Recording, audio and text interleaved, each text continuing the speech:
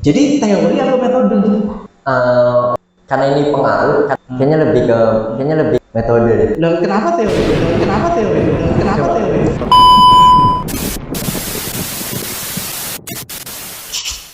Ini yang saya hormati, setelah kita mulai sidang kita bersama di total atas nama Ferry Irawan Sanjaya. Marilah kita buka acara sidang kali ini dengan bacaan basmalah. Bismillahirrahmanirrahim.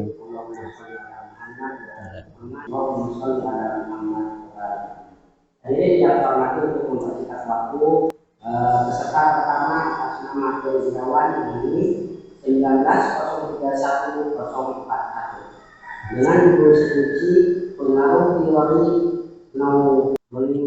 Snowball throwing terhadap akhlak siswa kelas 10 otomatisasi dan tata kelola perkantoran atau OTKP ya terhadap guru di SMK Prisma Depok. Pembimbing pertama Prisma MM, yang kedua Bapak Salam penguji pertama KPP TMA, penguji kedua Bapak Ahmad Nurul Hidayat. Marilah kita gunakan pemaparan soal seperti dari saudara Ferry Irawan Sanjaya. Baik, bismillahirrahmanirrahim. Assalamualaikum warahmatullahi wabarakatuh. Yang pertama-tama saya ucapkan terima kasih banyak kepada pembimbing saya yaitu Bapak Tismet MM dan juga pembimbing dua saya yaitu Bapak Dr. Salman Al-Farisi MUD. Dan juga saya mohon izin kepada penguji saya yaitu Ibu Eva Fitriati MA dan juga Bapak Ahmad Nurul Huda untuk memaparkan proposal saya yang berjudul Pengaruh Teori Snowball Throwing Terhadap Akhlak Siswa kelas 10 Otomatisasi Tata Kelola Perkantoran atau OTKP terhadap guru di SMK Prisma Depok. Yang pertama saya ingin menjelaskan kenapa saya mengambil judul ini. Karena menurut saya di era globalisasi sekarang atau era milenial sekarang itu akhlak sendiri sangatlah minim dari siswa terhadap guru apalagi. Dan kenapa saya mengambil metodenya snowball throwing?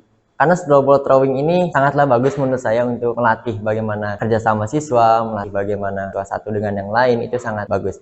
Dan untuk selanjutnya kita coba lihat di slide kedua yaitu di latar belakang bahwasanya data yang didapatkan dari Lembaga Komisi Perlindungan Anak kasus yang sudah terjadi di Indonesia pada tahun 2023 setidaknya telah terjadi kasus kekerasan di lingkungan sekolah mencapai 2.355 kasus. Dari banyaknya kasus tersebut dapat digarisbawahi bahwasanya kurangnya sikap akhlak menghormati siswa terhadap guru. Hal ini akan terus terjadi apabila penanganan metode mengajar yang diterapkan kurang efektif dalam lingkungan sekolah. Nah, sebagai contoh saya kasih bahwasanya pada tahun 2023 telah terjadi kasus kekerasan yang dilakukan oleh orang tua murid yang mengakibatkan terjadinya kerugian material terhadap guru di SMA N7 Rejang Lebong Bengkulu. Nah, yang melatar belakangi adanya aduan siswa dari SMA N tersebut yang memicu amarah orang tua murid sehingga orang tua murid tersebut melakukan kekerasan berupa tindakan pengetapelan. Nah, terjadi kasus kekerasan tersebut telah diselidiki oleh pihak kepolisian. Kasus tersebut terjadi ketika seorang guru menegur salah satu siswa yang kedapatan merokok di lingkungan sekolah. Bisa kita lihat bahwasanya kita tidak hanya terfokus bagaimana siswa itu kedapatan merokok di sekolah, tapi apa yang memicu siswa itu bisa merokok di lingkungan sekolah. Itu harus kita ketahui dulu bahwasanya siswa ketika kurang nyaman dalam pembelajaran, ketika kurang nyaman di lingkungan sekolah atau di dalam pembelajaran, siswa akan merasa jenuh dan akan mencari habit lain yang membuat dia nyaman, kebiasaan lain yang membuat dia nyaman. Contohnya apa? Bisa jadi merokok ini membuat dia nyaman daripada di kelas. Bisa jadi di kelas ini guru yang mengajar menggunakan metode konvensional, ceramah, yang membuat siswa itu bosan. Makanya di sini saya menawarkan dengan metode baru yaitu snowball throwing. Bagaimana snowball throwing ini? Ada beberapa tahapan yang saya singkat aja. Yang pertama, tahapannya itu ketika guru sedang berada di kelas, guru itu menjelaskan teorinya dulu kepada siswa-siswa. Lalu guru itu membagi kelompok antara siswa satu dengan yang lainnya, dibagi kelompok. Dan guru itu yang memantau bagaimana berjalannya kelompok tersebut. Mungkin itu aja pemaparan proposal saya.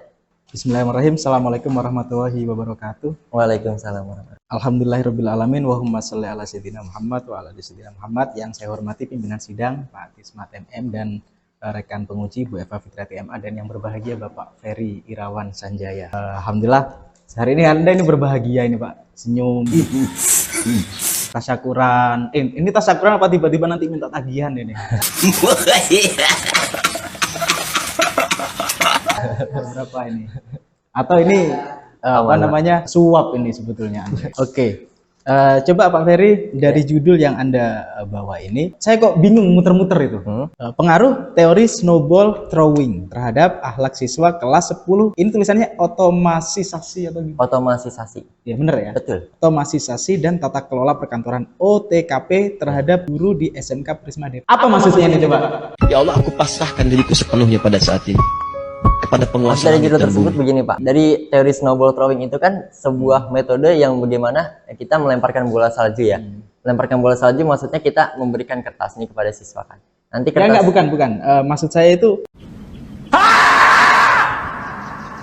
coba saya bingung loh memahami judul. terhadap akhlak siswa kelas 10 ya. Gitu. Nah, untuk Terus ini ada lagi terhadap guru di SMK Prisma. Ini ada terhadap-terhadapnya ini banyak. ya. Nah, maksudnya saya dari akhlak ini bagaimana dari metode ini bagaimana akhlak siswa itu mampu dirubah Pak. Yang tadinya terhadap guru misalnya menjadi dari buruk menjadi baik terhadap guru kayak gitu Pak. Dengan metode itu. Dengan metode snowball throwing Pak. Ya, maksud saya gini, ini yang dirampingkan, bukan rampingkan ya, disederhanakan supaya orang nggak terjebak, karena orang bisa terjebak. Kalau terjebak untuk membaca, oke, ini masalahnya membingungkan. Terhadapnya ada dua di situ. Ya. Nah, jadi saya saja membaca pertama itu saya pikir ada dua judul ini. Satu Judul pertama itu pengaruh teori snowball throwing terhadap akhlak siswa kelas 10, otomatisasi titik. Dan pengaruh tata kelola perkantoran OTKP terhadap guru di SMK Prisma Depok, itu seperti ada dua judul. Nah, makanya kalau memang begitu, terhadap yang kedua itu diganti saja Terhadap kepada atau pada gitu. Siap. Oke.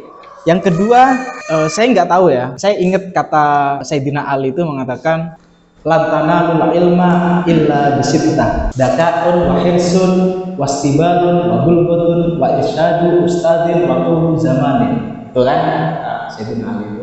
Jadi orang itu nggak akan dapat ilmu kecuali ada 6 perkara, yaitu cerdas. Dia harus cerdas. Yang kedua, dia harus rakus membaca, banyak mencari gitu ya. Kemudian sabar dalam arti progresif, menekuni apa yang ingin dia pelajari. Kemudian modal, tentu untuk bisa dapat ilmu harus modal. Yang kelima ada irsadu ustadzin, ada pembimbing. Nah, pembimbing ini tidak hanya sekedar formalitas, tapi harus difungsikan sebagaimana tugas pembimbing itu adalah membimbing.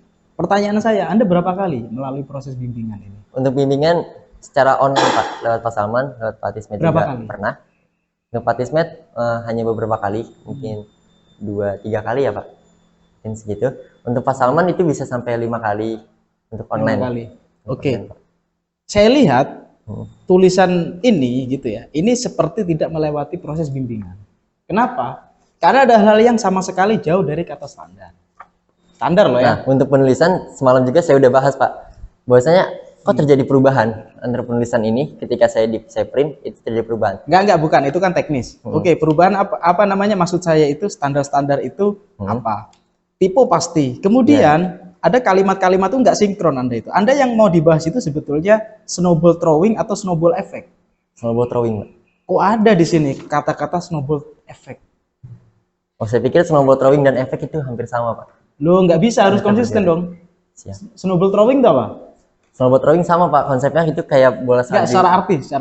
Secara arti snowball itu bola, itu kan, dan salju, melempar bola salju. Jadi Snowball salju. Kalau efek dari snowball throwing, efek dari bola salju itu Pak. harus konsisten gitu Pak Ferry. Dan banyak redaksi yang ini nanti dicek ya, redaksi di bagian akhir paragraf pertama. Itu paragraf pertama terlalu panjang itu. Kemudian di awal saja, di awal paragraf itu Anda itu membunuh pembaca itu. Pada tahun 2023 ada 5 baris tanpa titik, tanpa koma, itu pun muter-muter bahasanya. Oke. Kemudian saya baca ini latar belakang itu kan harus mencerminkan ada apa sih gitu, masalahnya apa gitu ya. Kemudian kenapa kita harus mengusung tema itu, karena masalah yang kita bawa begini-begini, makanya oh inilah pentingnya gitu kan. Saya nggak temui itu kemana-mana ini. Oke. Jadi teori atau metode? Karena ini pengaruh, kayaknya lebih ke metode deh. Loh, kenapa teori tulisannya? Coba. Pengaruh teori snowball. Di judul tuh. Iya. Oke. Mana yang benar? Teori, metode. Berarti teori, Pak. Teori. Teori. Yakin? Gimana cara mengukur teori itu gimana? Nah, nanti ini kan karena judulnya pengaruh teori snowball itu kita menggunakan variabel terikat, Pak. Kita coba gunakan variabel. Jadi efeknya itu seperti apa? Kayak gitu nanti. Iya, gimana cara mengukur teori itu gimana? Iya juga ya. Kita amati dulu, Pak. Kita amati dulu. Kita lihat dulu. Terus kita minta bantuan. Apakah di sekolah itu menerapkan teori? Untuk sekolah sendiri, teori sendiri lebih diterapkan sih. Apa yang Anda pahami tentang teori? Apa itu teori? Teori itu lebih ke wawasan awal, Pak, wawasan dasar yang kita beritahu seperti itu. Oh gitu. Oke, kenapa saya tanya teori? Kenapa saya tanya metode? Karena Anda nggak konsisten. Di dalam proposal ini, Metode. di judul itu teori, di rumusan masalah metode, di kajian teori ganti lagi. Teori lagi. Apa? Model. Nah, saya jadi bingung. Apa jangan-jangan sama pengertian dan arti teori, metode dan model? Itu mana yang dipakai? Karena masing-masing punya konsekuensi yang berbeda. Itu. Nah, itu harus diperbaiki. Oke, Anda paham nggak tentang batasan masalah itu apa? Di halaman 10. Apa itu batasan masalah? Nah, batasan masalahnya itu kita meneliti untuk sampai mana aja nih gitu kan, agar lebih terarah kayak gitu. Itu permasalahan di batasan masalah tersebut, Pak. Jadi makanya batasan masalah ini kita hanya ingin mengetahui apakah terdapat perbedaan karakteristik siswa gitu kan, yang diberi perlakuan menggunakan metode snowball throwing. Oke. Itu bisa juga. Prinsip dari pembatasan masalah itu sebetulnya satu, atas dasar pertimbangan waktu. Ya kan? Ya. Ini di kelas 10 otomatisasi. Kelas 10 maksudnya dari awal berdiri sekolah sampai sekarang. Sekolah berdiri tahun berapa? Kelas 10 itu hanya untuk kelasnya, Pak. Jadi kita sempitkan ruangnya, dibatasi masalahnya ke kelas 10 aja. Berdiri tahun berapa itu? Apanya? Sekolah ini. Sudah cukup lama, Pak. Ya tahun berapa? Cukup lama tahun berapa? 45. 1997. Kurang 1997. kurang lebih. Anda meneliti seluruh kelas 10 dari tahun 1997. Enggak, Pak. Enggak. Kapan menelitinya? Nah, 2023. Nah, itu dia pembatasan waktu. Tahun. Ya, nanti dikembangkan lagi apa saja yang dikembangkan sehingga mengerucut gitu ya. Siap. Oke, yang Anda pahami, saya rumusan masalah mungkin saya nggak pegang, nggak otak-atik. Yang Anda pahami tentang tujuan penelitian itu apa? Nah, tujuan penelitian itu tujuan apa sih yang kita kenapa sih bawa judul ini ke sekolah ini? Tujuannya itu untuk apa? Kan kayak gitu. Nah, makanya di sini Ada berapa nih? Tujuan kenapa bentuknya pertanyaan?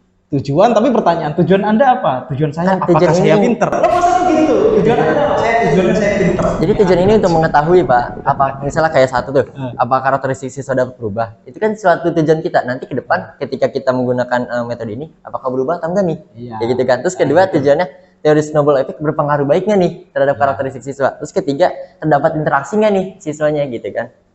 Ya itu bukan tujuan. Itu namanya ya pertanyaan. Tujuan itu pernyataan yang dia itu sebetulnya disinkronkan dengan rumusan masalah. Rumusan masalahnya ada berapa?